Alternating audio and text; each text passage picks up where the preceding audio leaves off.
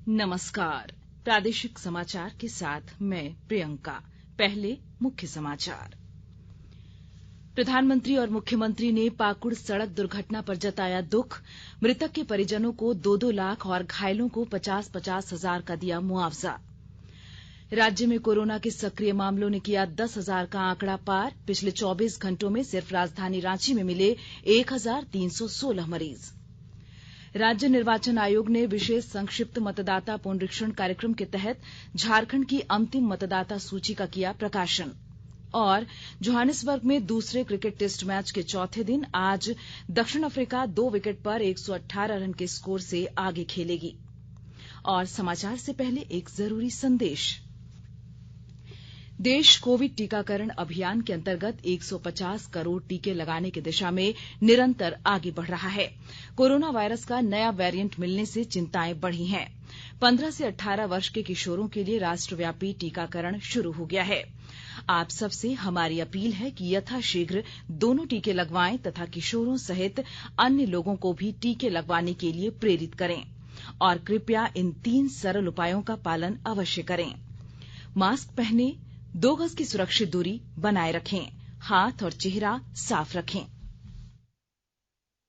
Covid से संबंधित कोई भी जानकारी और मार्गदर्शन के लिए आप राष्ट्रीय हेल्पलाइन नंबर 011-2397-8046 और 1075 पर संपर्क करें। इसके अलावा राज्य हेल्पलाइन नंबर 104 डायल कर समस्या का त्वरित समाधान लिया जा सकता है। महिला और बाल विकास मंत्रालय की चाइल्ड हेल्पलाइन है 1098। वरिष्ठ नागरिकों के लिए हेल्पलाइन 14567। मनोवैज्ञानिक सहायता के लिए निमहांस का नंबर है 0846110007। आयुष कोविड परामर्श हेल्पलाइन नंबर है 14443 और MyGov WhatsApp help desk number 90131515 पर व्हाट्सएप मैसेज भेजकर टीके का प्रमाण पत्र यथाशीघ्र डाउनलोड किया जा सकता है।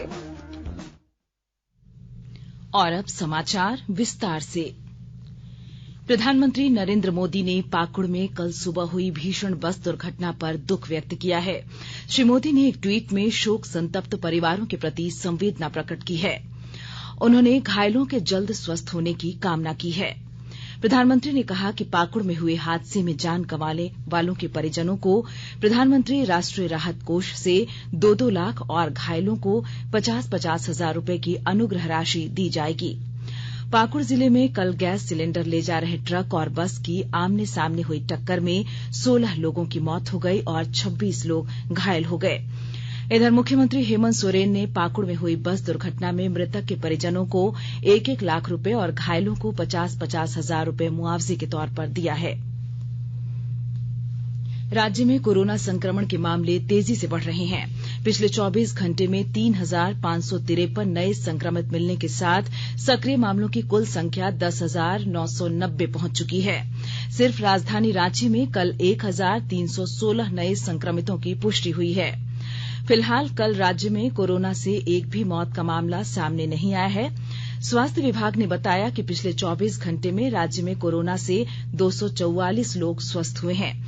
झारखंड में कोरोना से स्वस्थ होने की दर 95.53% है। केंद्र ने कहा है कि देश के 24 राज्यों और केंद्र शासित प्रदेशों में अब तक ओमिक्रॉन के 2,135 मामलों का पता चला है। स्वास्थ्य मंत्रालय में संयुक्त सचिव लव अग्रवाल ने नई दिल्ली में बताया कि ओमिक्रॉन से संक्रमित लोगों में से 828 लोग ठीक हो चुके हैं। अभी देश में ओमिक्रॉन के 1,306 सक्रिय मामले हैं। श्री अग्रवाल ने बताया कि पिछले एक सप्ताह में देश में कोविड-19 के मामले तेजी से बढ़े हैं। राष्ट्रीय कोविड रोधी टीकाकरण अभियान के अंतर्गत देश में 1,48 करोड़ 58 लाख टीके लगाए जा चुके हैं। स्वास्थ्य मंत्रालय ने कहा कि कल शाम 7 बजे तक 82 लाख से अधिक वैक्सीन डोज दी गई। इनमें से 37,44,000 टीके 15 से 18 आयु वर्ग के किशोरों को लगाए गए। मंत्रालय ने बताया है कि 15 से 18 वर्ष आयु वर्ग के किशोरों के लिए टीकाकरण आरंभ होने के बाद से अब तक 1 करोड़ 24 लाख कोविड रोधी डोज दी जा चुकी है। एक ट्वीट में स्वास्थ्य मंत्री डॉक्टर मनसुख मांडविया ने टीकाकरण के प्रति किशोरों के उत्साह की प्रशंसा की और इस उपलब्धि के लिए उन्हें बधाई दी। उन्होंने सभी पात्र किशोरों से जल्द टीका लगवाने की अपील की। देश में टीकाकरण की स्थिति की जानकारी देते हुए संयुक्त सचिव लव अग्रवाल ने कहा कि कुल वयस्क आबादी के 90.8% लोगों को पहली खुराक मिल चुकी है, जबकि 65.9% लोगों को दूसरी खुराक दे दी गई है। उन्होंने कहा कि 15 से 18 वर्ष तक की आयु के 7 करोड़ 40 लाख किशोरों को टीकाकरण की आवश्यकता है। कोरोना वायरस के नए वेरिएंट ओमिक्रॉन का पता लगाने के लिए देश ने टाटा एमडी और भारतीय चिकित्सा अनुसंधान परिषद की साझेदारी में आरटीपीसीआर परीक्षण किट बनाई है।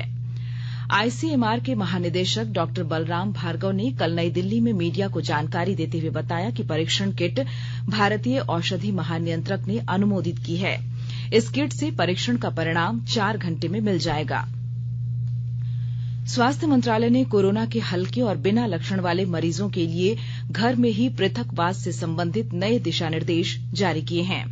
दिशा निर्देशों के अनुसार कोविड रोधी को घर के अन्य सदस्यों से अलग रहने, विशेष रूप से बुजुर्गों और अन्य रोगों से पीड़ित लोगों से दूर रहना है।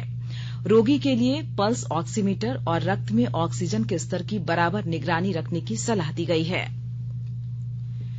आकाशवाणी के ताजा तरीन समाचारों के लिए आप हमारी वेबसाइट newsonair.com पर लॉग ऑन कर सकते हैं। ताजा समाचार Twitter handle @AIR news alerts और Facebook page All India Radio news पर भी उपलब्ध है। आप प्रादेशिक समाचार एकांश के Twitter handle @AIR news _Ranchi और फेसबुक, इंस्टाग्राम पेज तथा YouTube channel AIR news Ranchi पर भी हमारे बुलेटिन सुन सकते हैं। प्रादेशिक समाचार आप आकाशवाणी रांची से सुन रहे हैं और अब पेश है कोरोना से बचाव के कुछ संदेश।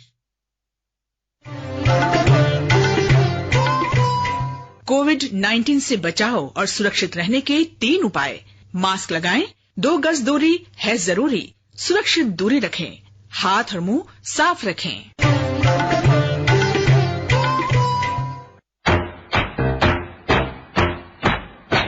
चलो मिलकर एक शुरुआत करें, चलो एक फैसला आज करें, मास्क नहीं तो टोकेंगे, कोरोना को रोकेंगे, चलो एक वादा करते हैं, चलो कुछ वादा करते हैं, मास्क नहीं तो टोकेंगे, कोरोना को रोकेंगे।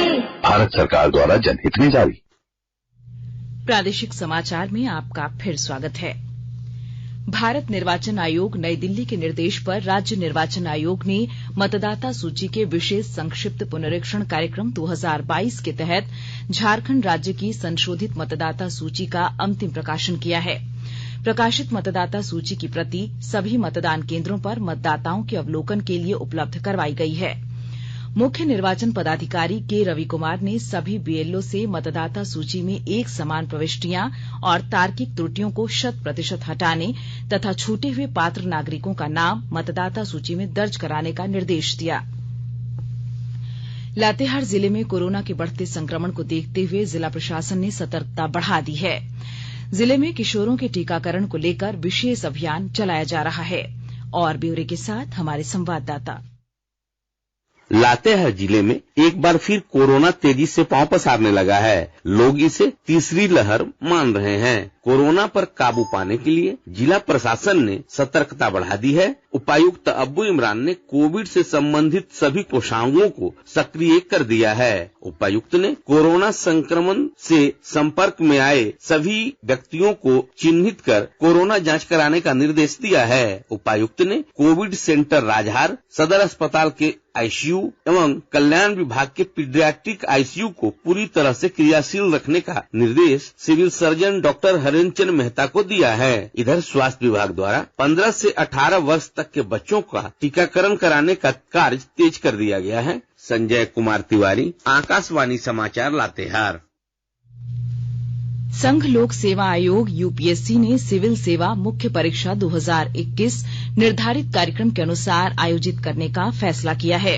परीक्षा 7 जनवरी से शुरू होगी और ये 16 तारीख को संपन्न हो जाएगी। आयोग ने कोविड-19 महामारी के कारण उत्पन्न स्थिति की समीक्षा के बाद यह निर्णय लिया है। आयोग ने राज्य सरकारों से कहा है कि वे परीक्षार्थियों की बिना रोक-टोक आवाजाही को सुनिश्चित करें। कोविड के बढ़ते संक्रमण के कारण नई दिल्ली में आयोजित होने वाला विश्व पुस्तक मेला 2022 स्थगित कर दिया गया है। यह मेला नई दिल्ली के प्रगति मैदान में नए अंतर्राष्ट्रीय प्रदर्शनी केंद्र में 8 से 16 जनवरी 2022 तक आयोजित होने वाला था। उधर सरकार ने 27वें कोलकाता अंतर्राष्ट्रीय फिल्म महोत्सव को भी स्थगित कर दिया है। महोत्सव समिति से जुड़ी कई फिल्मी हस्तियों के कोविड से संक्रमित होने के कारण यह फैसला लिया गया है। फिल्म महोत्सव 7 से 14 जनवरी तक आयोजित होना था। आकाशवाणी के प्रयागराज, वाराणसी, रोहतक, जयपुर, जोधपुर और उदयपुर केंद्रों पर स्थानीय या क्षेत्रीय कार्यक्रमों के लिए उचित स्थान सुनिश्चित करने के इरादे से आकाशवाणी ने इन केंद्रों को उनसे शुरू होने वाले प्राथमिक चैनल चलाने का निर्देश दिया है, ताकि यह सुनिश्चित हो सके कि शहर या कस्बा विशेष के लिए उपयोगी स्थानीय सामग्री एफएम पर भी उपलब्ध रहे। कुछ हालिया मीडिया रिपोर्टों में गलत तरीके से बताया गया था कि प्रसार भारती उत्तरी क्षेत्र के आकाशवाणी केंद्रों पर स्थानीय भाषाओं या बोलियों में स्थानीय सामग्री के प्रसारण को विविध भारती राष्ट्रीय सेवा से बदलने जा रही है। इन अफवाहों को देखते हुए प्रसार भारती ने स्पष्ट किया है कि स्थानीय कार्यक्रमों का प्रसारण ऐसे सभी केंद्रों पर एफएम पर सुनिश्चित किया जाएगा। अमृत महोत्सव के तहत आकाशवाणी के साप्ताहिक क्विज में आइए आप भी शामिल हों। आजादी का अमृत महोत्सव।